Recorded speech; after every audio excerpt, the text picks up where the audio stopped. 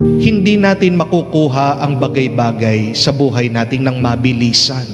That is how life is. You need to wait, you need to work for it, and you need to ask for the grace of God. Panahon, pagtsatsaga, at grasya, pagpapala ng Diyos. Ano po yung mga bagay sa buhay nyo na nangangailangan ng tiyaga, paghihintay, at pagpapala sa Diyos? Number 1 dyan, yung utang. Sino ba sa atin ang gustong merong utang? Wala. Pag may utang ka, gusto mo agad-agad mabayaran.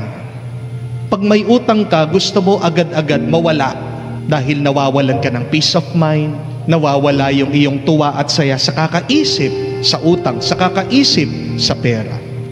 Pero ang utang, mababayaran lang yan kung magtsatsaga ka. Darating din ang panahon, mababayaran din yan, mawawala din yan.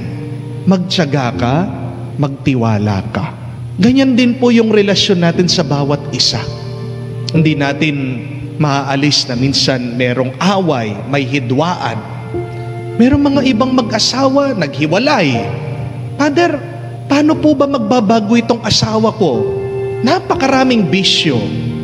Father, paano ko mapapatawad itong asawa ko ng babae? Bawat nakikita ko siya, talagang nag-iinit yung ulo ko. Hindi ko na siya mahal. Father, paano maaayos itong away namin ng biyanan ko?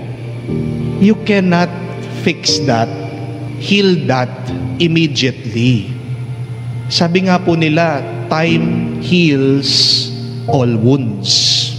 Pero ang mas tama na kasabihan, God heals all wounds in time. Hindi po ang panahon ang nakakapaghilom ng sugat ng ating puso, yung ating mga lungkot. It is not time. It is God who is in time. Magtiyaga tayo. Magpatulong tayo sa Diyos na lahat ng iyan, ng sakit ng iyong puso at damdamin, mawawala din, maghihilom, gagaling. Ganyan din po sa sakit ng ating pangangatawan.